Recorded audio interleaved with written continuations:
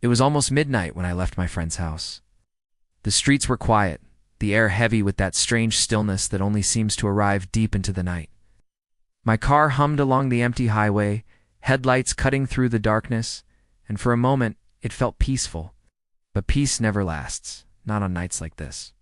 I didn't know it yet, but something had already slipped into my world, quietly and without permission, and I would only realize it when I looked into the rearview mirror. The first time it happened, I thought I was just tired.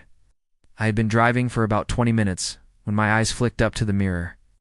For the briefest second, I thought I saw something in the back seat. Just a shape, a dark outline, almost like a person slouched low.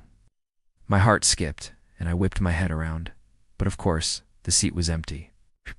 I laughed nervously to myself, telling myself it was just shadows or the reflection of the streetlights.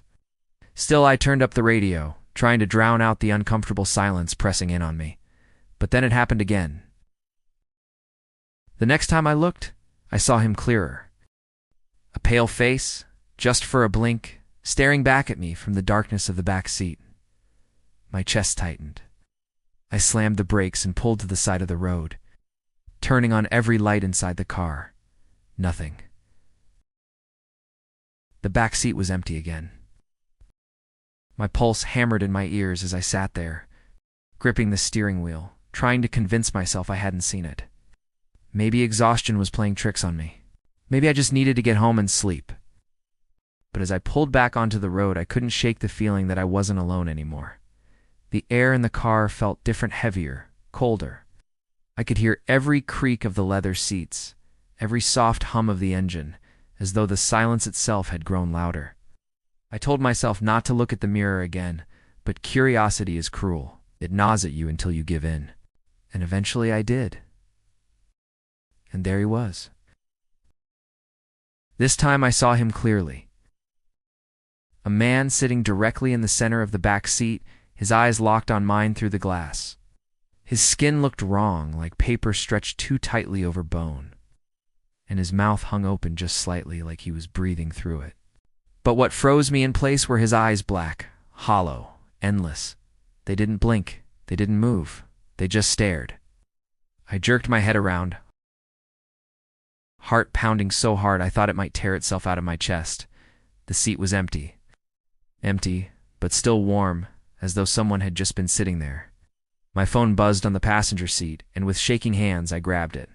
The screen lit up with a text from an unknown number. For words glowing in the dark, "Don't look again." My breath caught. I scanned the road, looking for another car, another soul, but the highway was deserted. Only me, my headlights, and the endless black. I told myself I wouldn't look at the mirror. Not again. But when something inside your head whispers and pushes, when fear grips you with claws, you can't always fight it. And deep down, I needed to know. I raised my eyes. This time he was closer. It's not at the far end of the seat, but leaning forward, his face inches from the glass. His lips curled into something that wasn't quite a smile. My vision blurred as adrenaline surged, and I swerved the car, nearly losing control. I shouted, "Get out!" though I wasn't sure who I was shouting to, him or myself. When I looked back again, the seat was empty. But I knew now. He wasn't just a trick of the light. He was there. The next half hour of driving felt like a nightmare.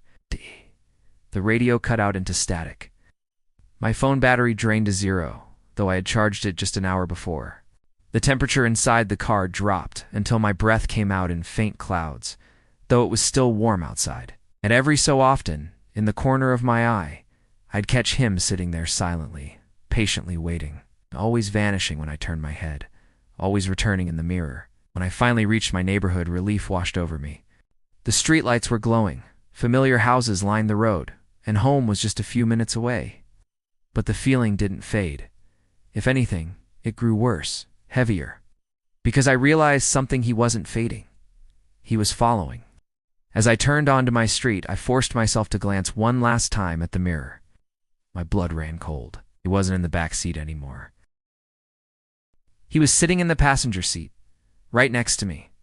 His face turned slowly toward mine, and for the first time, he smiled fully, revealing rows of jagged, too-sharp teeth.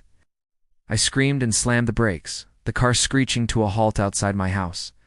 The seat was empty again, but the smell lingered, a faint, metallic scent, like rust and rot.